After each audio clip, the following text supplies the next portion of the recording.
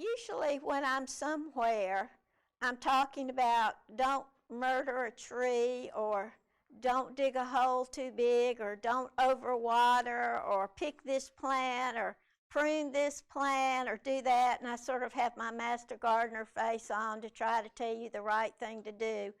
Well, ever since Teresa told me that I was going to be doing tails, T-A-L-E-S, she called and she said, usually you don't do any. She had asked me at the beginning of the year, she said, look, I'm frantic about people in COVID. You don't usually take June's, but you'll take it. And I said, yeah, and then she called me and she said, it's tails, T-A-L-E-S. I said, oh, let me think. Okay, no problem.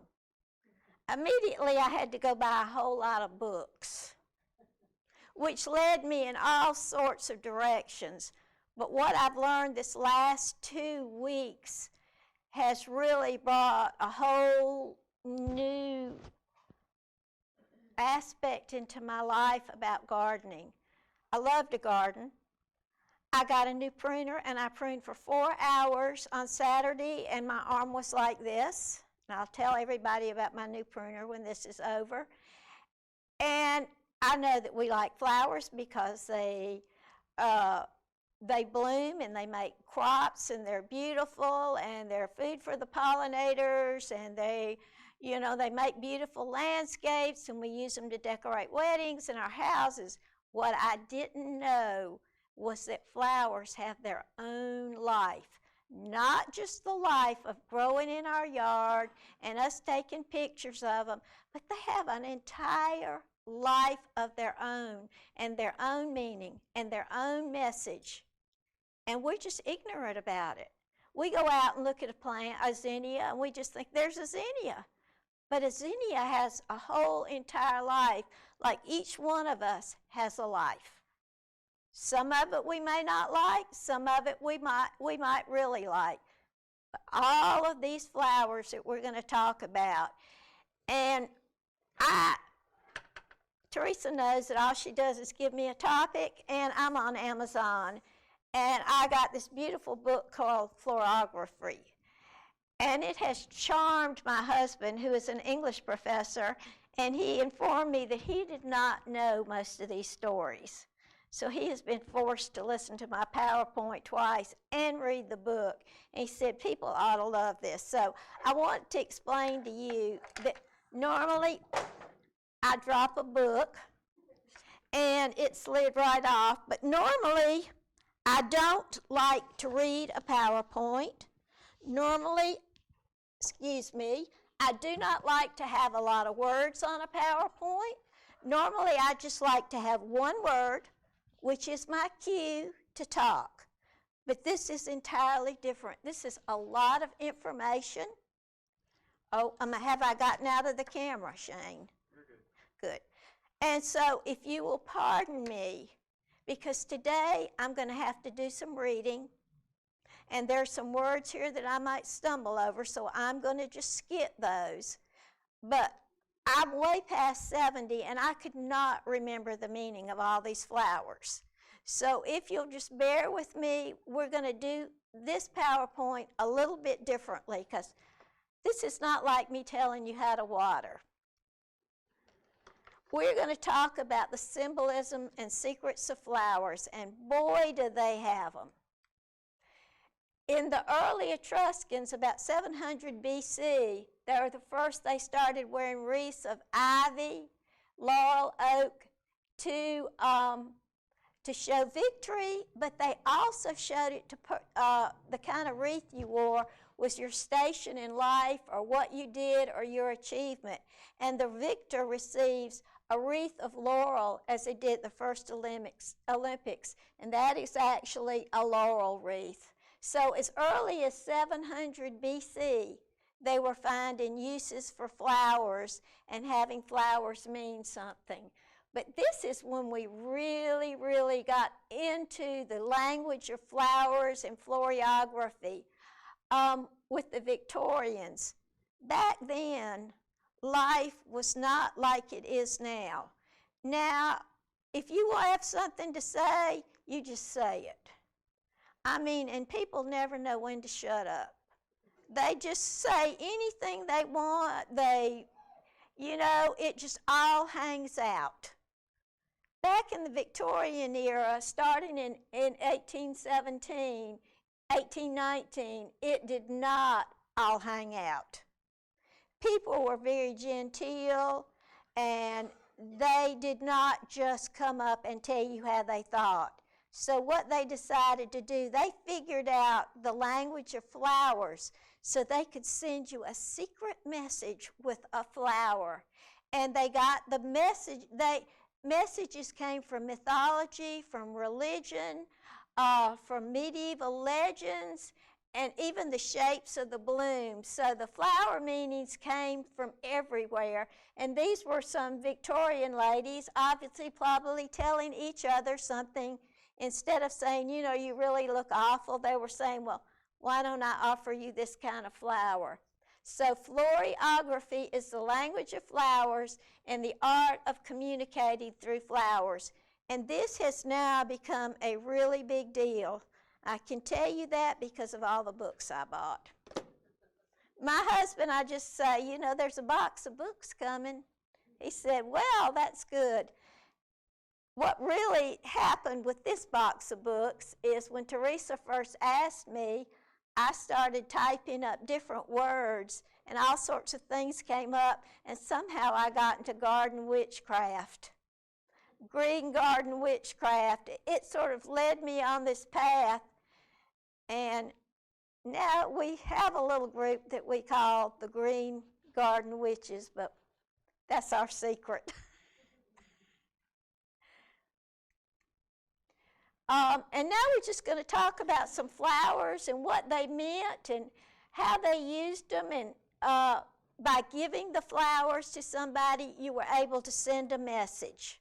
So you could even say to somebody, I really hate you, with a flower.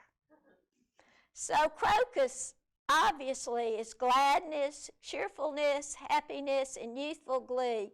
We all know that's the first one to bloom, and we're all so excited when we get our crocuses.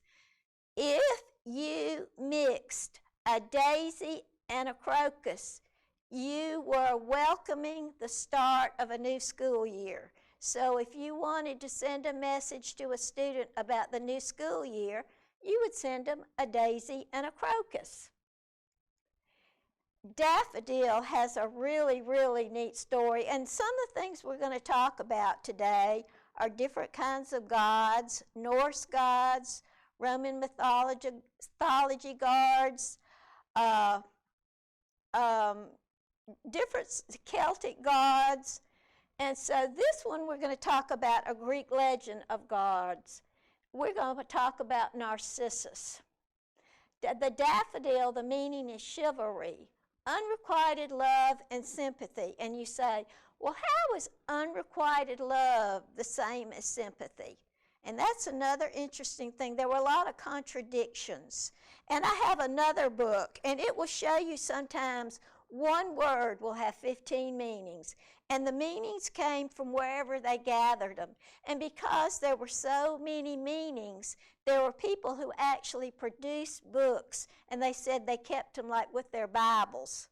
So if you got a daffodil and you wanted to know what it was, you can look in the book and see what the message was. Anyway, Narcissus, the Greek legend of Narcissus gives the daffodil its scientific name. We sometimes call a daffodil Narcissus and sometimes a daffodil. Anyway, there was a handsome and proud hunter, Narcissus. He fell in love with himself in the water. He stared in the water and he fell in love with himself, and he could never leave, and he died there.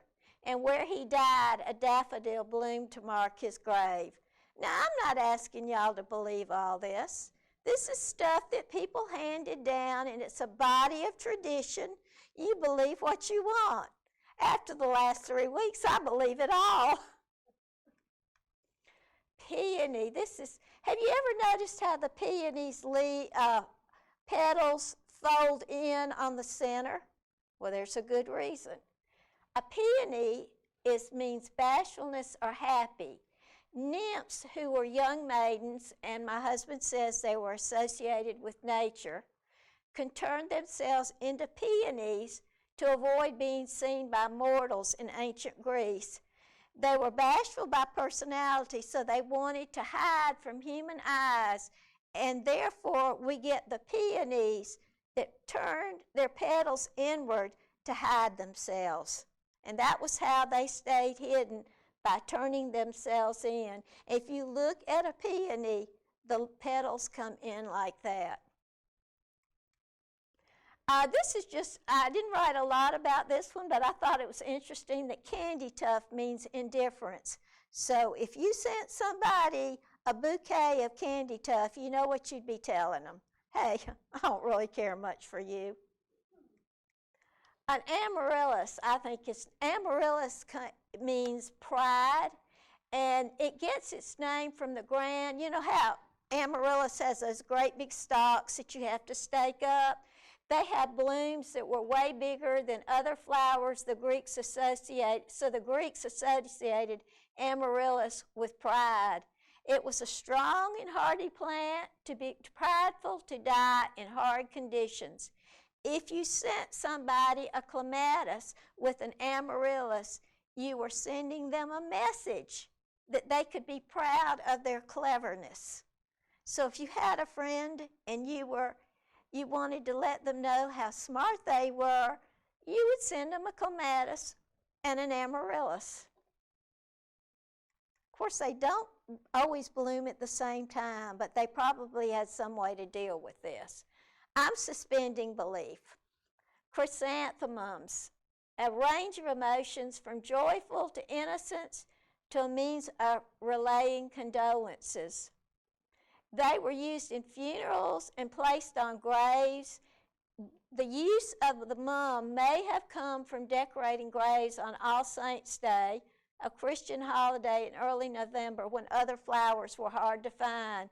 But I love this. If you sent someone a mum, you were sending them a token of comfort during their grief. So if you have somebody that maybe has lost someone and you wanted to use florography in your life, you could send them a bunch of mums and know you were sending them comfort. Sweet basil. I love this one. Basil means hatred or animosity, and it comes from the Greeks associated with hatred, and they got the hatred from the basilisk, a legendary lizard who was the king of the serpents, and supposedly, if he looked at you, he could kill you with a glance. And they said that the basil leaves unfolding resembled the basilisk's opening jaws. And they supposedly one look could kill. You know, people say if looks could kill. Well, you send them a bouquet of basil. The British didn't like the way basil smelled. They used it, but they kept it outside in the greenhouse, but it was grown in Britain in the 16th century as a kitchen and stewing herb. So when you walk out to get a plug of basil out of your yard to put in some, know that hundreds of years ago there were people doing the same thing. Begonia, I really love this one. You repay a favor, you warn somebody, you say, beware. Dark thoughts. A gentleman by the name of Charles Plumier, who was a 17th century French botanist, named the begonia flowers after Michael Begon, a French politician. And if you sent somebody a begonia, you are saying, be gone. A symbol of warning. Stay out. Gladiolus, you pierce my heart. Character, generosity. Gladius means sword in Latin, and the common name is sword lily, and it comes from the shape of the leaves, which look like swords. If you sent somebody a gift of yarrow and gladiolus, you're hoping to send a message of healing a broken heart. The Victorians really, really believed in this because their time did not allow speaking your emotions. So they sent flowers. I think we should go back to this. It's a kinder, gentler world. Pansy, you occupy my thoughts. Fun, love, pleasant thoughts from the French word pense, or thought. And Ophelia in Shakespeare talked about pansies. So think how many hundreds of years ago people were loving pansies. There's pansies, that's for thoughts, while giving flowers after the death of her father. So I guess she was giving the pansies as consolation. If you give pansies and mums, you're sending a gift for a loved one going through a rough time. It's charming. Sweet William, which is a wonderful flower. The meaning is gallantry, boldness, and childhood. You see that they're not always, the meanings are not always exactly the same. It's named for various historical Williams, including Shakespeare. Sweet William was a common nickname for the gallant young man in English folk stories. Now, if you send somebody a bouquet of Sweet William and honeysuckle, you're making a commitment to your friendship. Lavender. Love this because you know we all love lavender. Distrust, devotion, and failure. It said that lavender grew in hot places where asps, which were venomous snakes, frequently lived. And it said that people were attracted to the beautiful flowers, but this poisonous snake was living in the lavender. And some say that the asp that killed Queen Cleopatra was hidden in a bundle of lavender. Never would think that, would you? Columbine. For a plain little flower, this has got quite a story. Columbine is for foolishness, courage, energy, and folly. Columbine is a recurring character in early modern Italy. She was the mistress of the jesters or the fool harlequin. She was known to be loud and gossipy. And her link to foolishness may have come from her love of food or her eagerness to make a fool of herself and others. I'm going to make my middle name Columbine. But if you look at the unusual shaped bloom of the columbine, resembles a court jester's hat. Dogwood. Our love will overcome diversity is the meaning of this plant. It's constantly and love undiminished. The blooms are delicate, but the wood is tough. And Victorian lovers use the dogwood to say that their love could endure any trial. Now, if you give someone Lenten roses and a dogwood, you're helping them to overcome scandal. If something has happened and you want to make them feel better, you give Lenten roses. Unfortunately, Lenten roses, Lenten roses would still be blooming when the dogwoods are blooming. So you could actually make a bouquet of Lenten roses and dogwood. Iris. It's for valor, wisdom, and faith, and it's associated with power and victory. It was used by the ancient Egyptians to crown the brow of the Sphinx. Then Clovis, the king of the Franks, won a battle after seeing a bed of iris blooming in a river. I'm going to tell you, these people were very superstitious. And so the soldiers decorated themselves with the iris. The iris's three upper petals are valor, wisdom, and faith, which lead to success in battle. And if you mix up iris and bluebells, you have humility in victory. You'll never look at flowers the same way again, will you? How about basil? Lily. Most of us know that lily means purity. In the Middle Ages, the lily was associated with the Virgin Mary, and that is pretty common knowledge.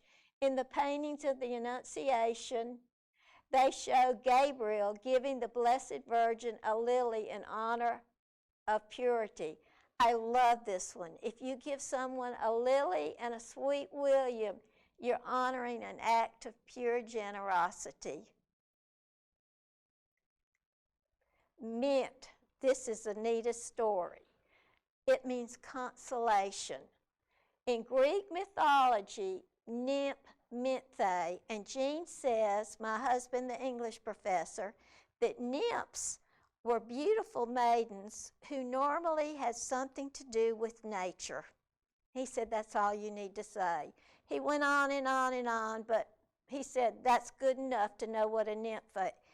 And then he said, and you know where the word nympho comes from. I said, well, I think we won't go any farther on that one. Persephone, who was Hades' jealous queen, turned Minthe into mint because she did not like her. The mint is associated with consolation and mourning. It was used in funeral rites to mask the smell of decomposing bodies, and you could see that happening. Minthe could not be with her beloved. Her consolation was to become a plant associated with death. If you send somebody mint and a passion flower, that's faith that things will improve. Wouldn't that have been a nice message last winter from a friend? A dandelion, divination, fortune telling. Everybody remembers. Do you remember blowing on a puff? Just now we don't do that because we don't want the weeds in our yard, because the sprees said everywhere. A dandelion is used to predict the weather because the puffs stay closed in the cloudy weather and open when sunny, clear skies are on the way.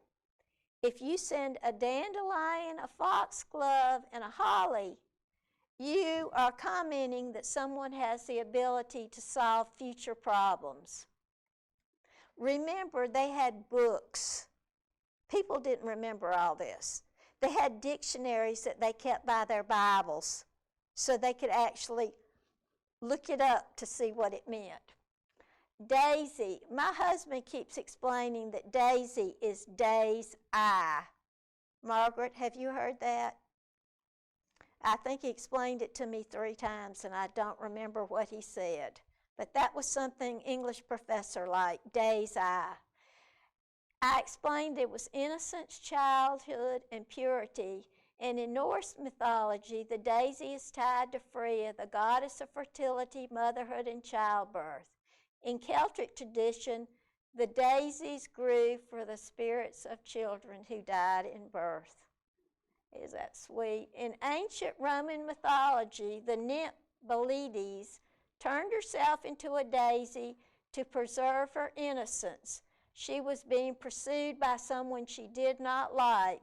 So if you mix daisy and baby breath, that's a gift for a newborn baby. So if you were wrapping a package, you could put a daisy and a little baby breath on the top. Ivy is fidelity and attachment. I think this is really interesting how it got its name. You know, of course, that ivy is a clinging vine, very obnoxious and very invasive, but they said even after a tree dies, the ivy never left, remaining attached and unable to be separated from its internal embrace. Ivy versus a dahlia is to honor a long-lasting friendship. So if you had somebody that you've really loved for a long time and y'all have been friends, you mix ivy and dahlia to say how grateful you are for their friendship. And here's some dahlias. Eternal love and commitment. It is the queen of the autumn garden because it blooms into the fall. It was frequently a part of wedding bouquets in the Victorian era as the flowers symbolized longevity and commitment. So you see why it would be in a wedding bouquet. And I might ask our floral person over here, Miss Janet, when y'all did bouquets at Evans, did y'all put any kind of bouquets together with the meanings of the flowers, or was it mostly just what people wanted? Wanted and afford. So they didn't necessarily look for the meaning. Did anybody ever do that? Because she's an expert floral person. You remember Evans' florist? Everybody loved it. Well, she's Janet Evans, so she put flowers together from the time she was little. Dahlia and myrtle equal love and devotion. I have actually read, though, now that brides actually pick their bouquets by the meanings of some of these flowers, that there has been a return to that tradition in some people. Azalea, fragility and temperance. They considered, which we don't, an azalea hard to grow, and we know their blossoms fall off really quick and drop to the ground, and we know they don't like to be overwatered because they have shallow roots. So if you mix a mint and azalea, you are consoling a fragile state of mind because it's fragility. So if you have someone maybe going through a hard time, you might mix a bouquet of mint and azalea. Bluebell, I think this, never even thought of that. Look how the bluebell's faces are hanging down.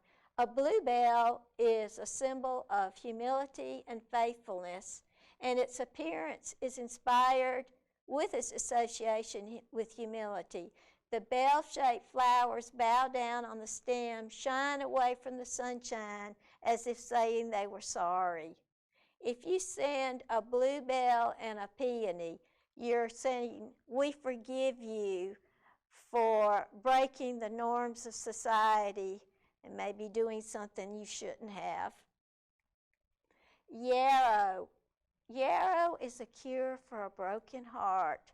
And Cane Creek Community Gardens is surrounded by a bed of yarrow. So I think it's telling everybody that comes in, we've got something here to cure your broken heart. Just look over here. The botanical name is Achillea, which comes from the Greek hero Achilles. He used a poultice of yarrow to heal the wounds of his men on the battlefield. It had ancient healing plant with many medicinal properties. It was used to stop bleeding, treat fevers, and promote digestion. Rosemary, I think everybody knows that rosemary is remembrance, but it's interesting exactly how. Remembrance and wisdom, and it's associated with memory since ancient Greeks.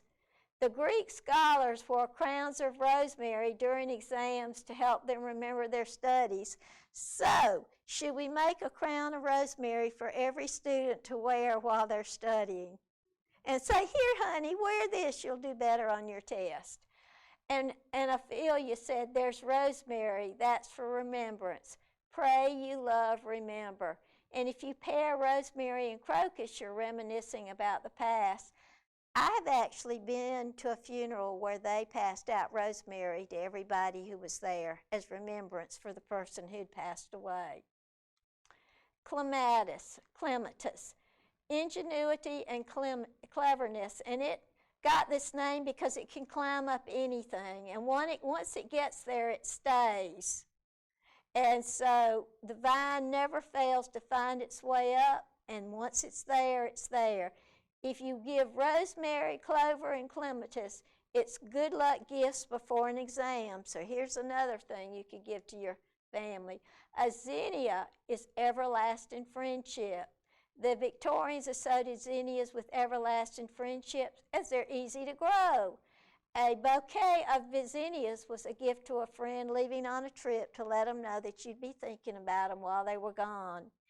If you give zinnia and chamomile, you show an appreciation for a friendship that has survived adversity. Willow, most of us know, is the weeping willow, and it's associated with mourning. Its branches are downturned and sorrowful. In Greek mythology, the willow marks the entrance to the underworld. It's a sad tree, and they actually put it on their jewelry and on their gravestones during Victorian time to illustrate mourning. And if you mix willow and gladiolus, you're sending a message of a broken heart. Poppy.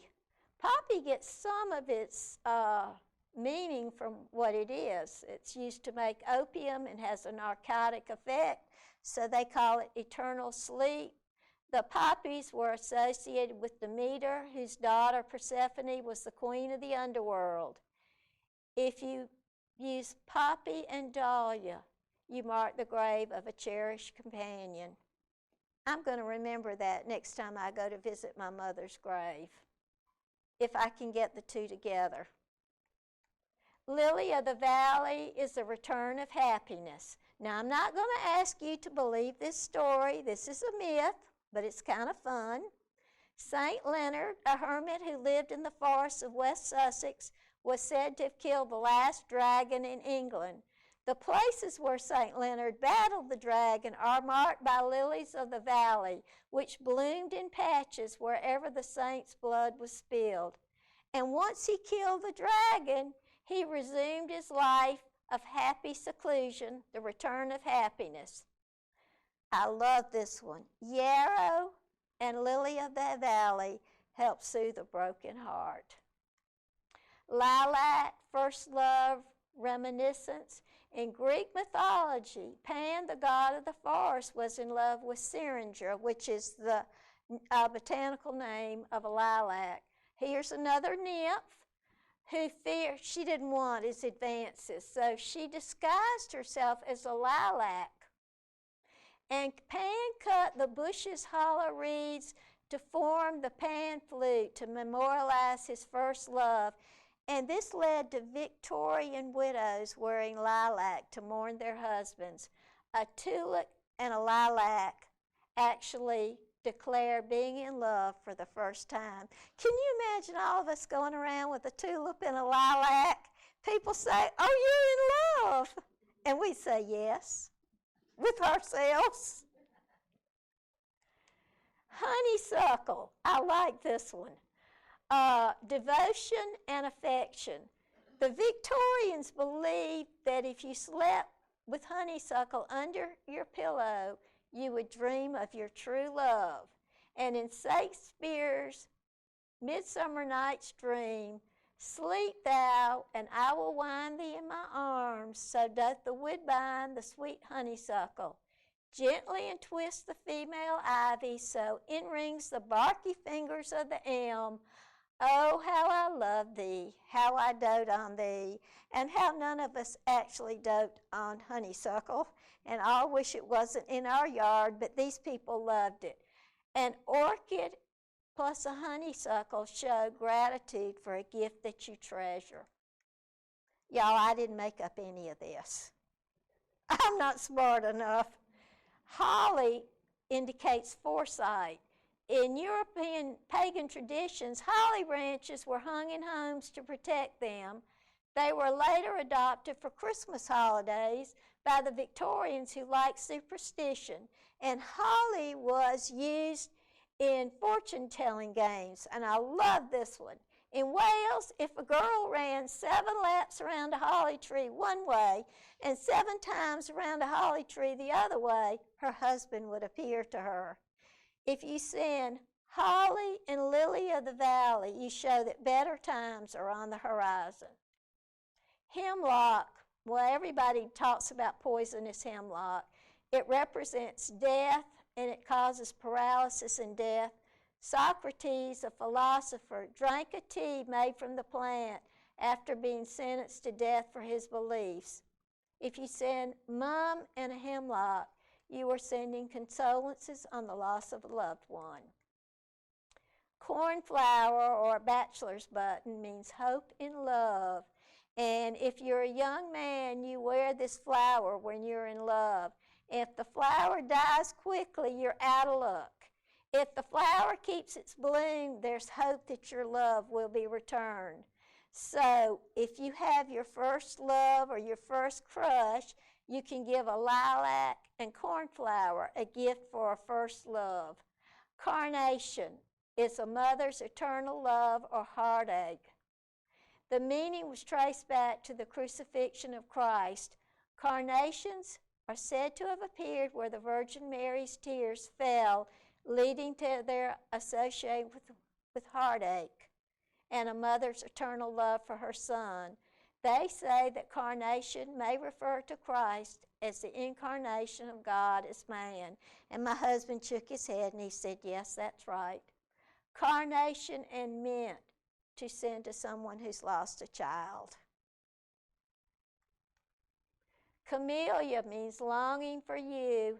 This came from a play where a young man and a woman of sort of low character fell in love, and the father didn't like it, so he ran off the young lady, and he mourns her forever, but he does not follow her because he thinks she has another man. Marguerite, meanwhile, gets consumption, and she dies alone, pining for her lover and their lost future. So if you send a camellia and a daffodil, you show longing for an unrequited love. I beg your pardon, I just wanted to object here that that's a famous, was made later into a famous movie starring Greta Garbo, and I can't think of what the name was, but anyway, one of her greatest roles ever is Marguerite? Yes. Huh! Maybe somebody can Google that and tell us. Rose, boy, were they picky about a rose. Every rose meant something else. How in the world you would remember this is beyond me. But rose, of course, was related to love, as is in all cultures, including ours.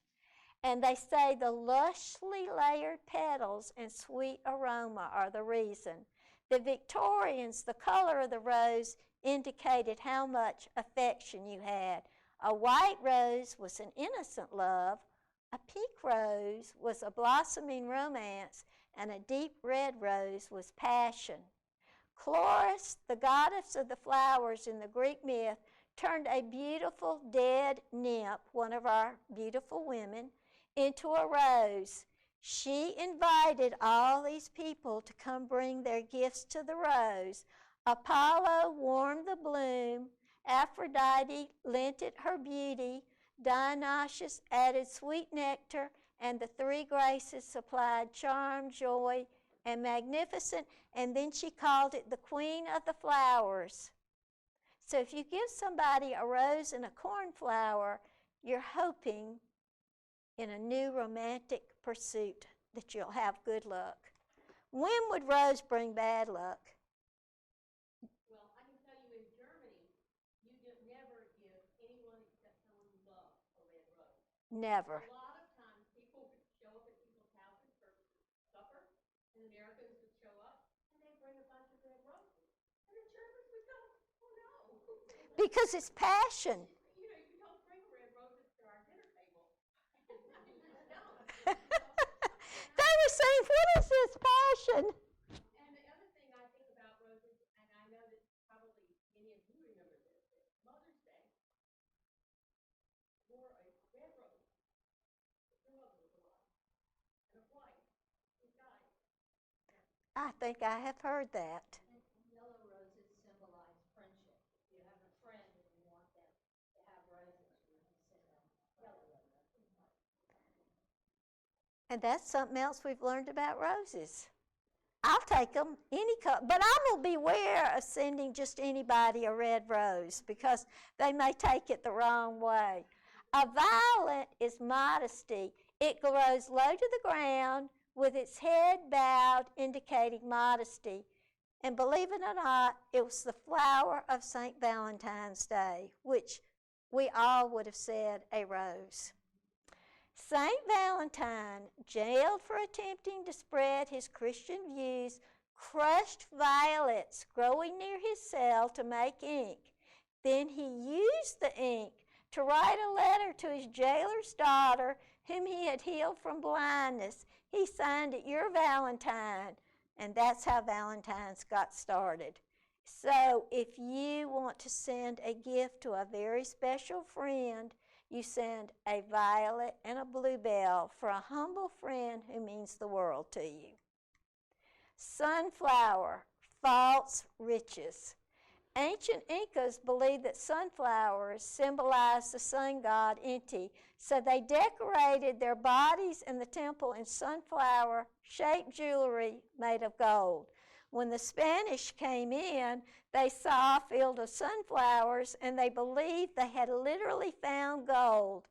And their mistake led to the word false riches. If you share a sunflower and a columbine and a bluebell, you are showing humility for foolish past behavior. So if you've acted like a real jerk and you want to make it up to somebody, you send them a sunflower, a columbine, and a blueberry. Oh, excuse me, a bluebell. A snapdragon. This is really a funny one. It's presumption.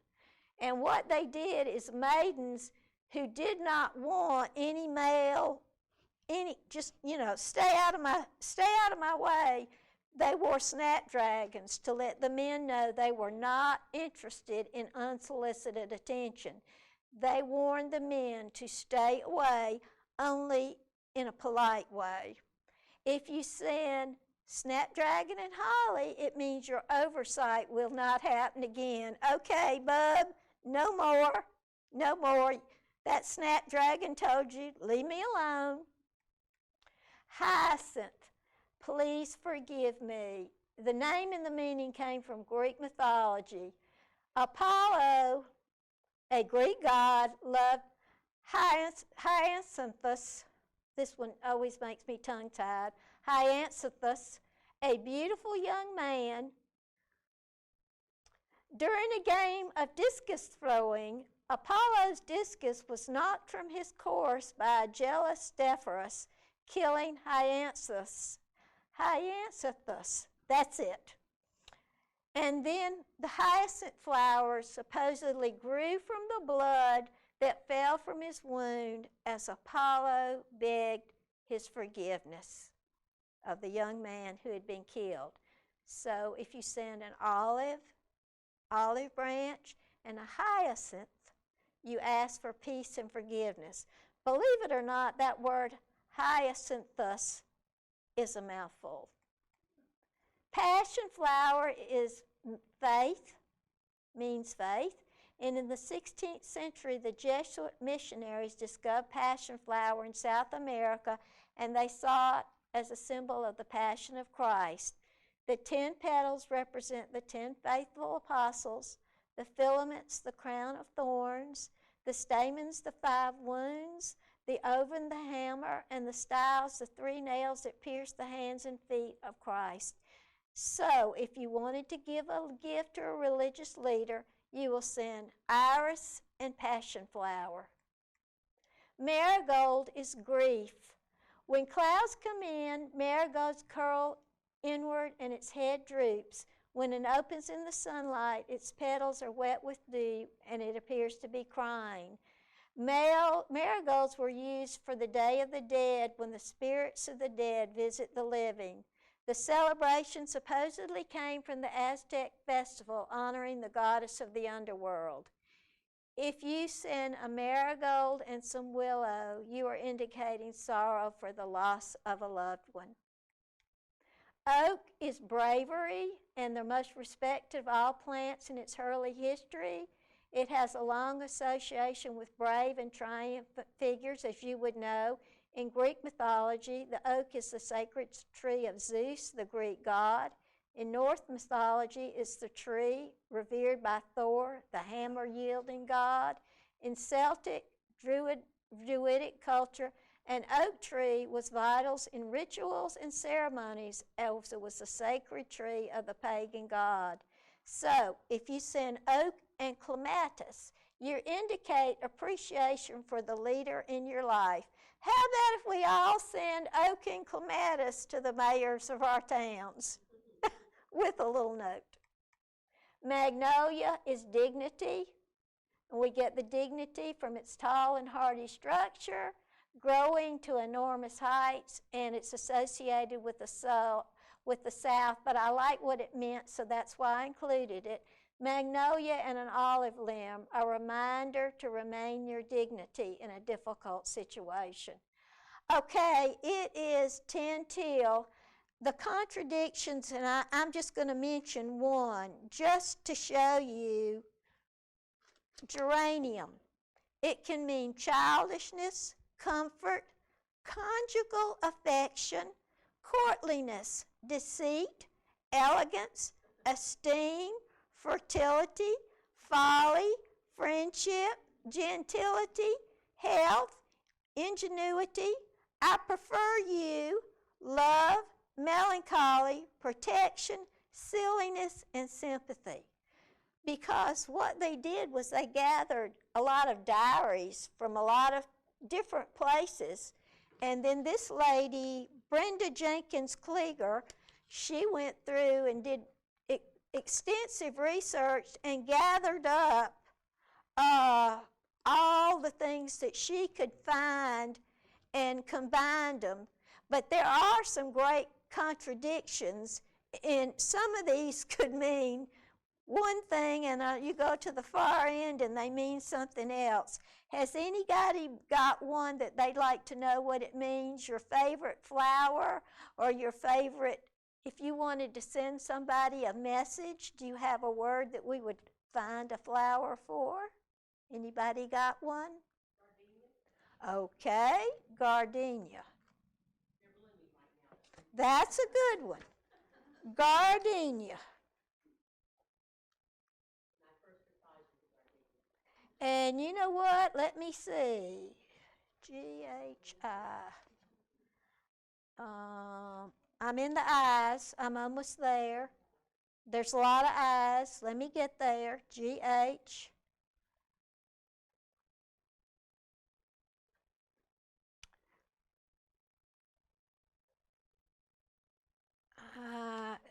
Let me see. Wait a minute, I need to be in the back part of the book. Excuse me. This is the back part of the book where the flowers are. Gardenia. I'll probably be the only flower in all the world she didn't look up. Here you go. Gardenia. Ecstasy, feminine charm, healing, I love you in secret, joy, love, loveliness, peace, peace and prosperity, refinement, secret love, spirituality, transport of joy, and you are lovely. Yay! Anybody else got one that they're interested in, your favorite flower that we would find something strange about? Clover is luck. You could have guessed that one. And Cleome is elope with me as it takes over your yard. Anyway, this was a lot of fun. It was a really stepping outside myself, who usually talks about pruning or crepe myrtle or watering. But you know, I think it's good to step out of yourself. And I have a whole new respect for flowers and their place in our lives now, that for hundreds of years, people have been using flowers to express their emotions. And I think that we still do, just not in the same way. And I would encourage any of you who are interested in the language of flowers to get yourself a book and lay down at night when you can't sleep and read about a different time where emotions were not worn out here but inside here. And maybe even send somebody something and put a little note on it. I'm sending you these flowers because they mean so and so. Especially maybe somebody who's having a hard time. Anyway, anyone have a question? I thank y'all all for coming.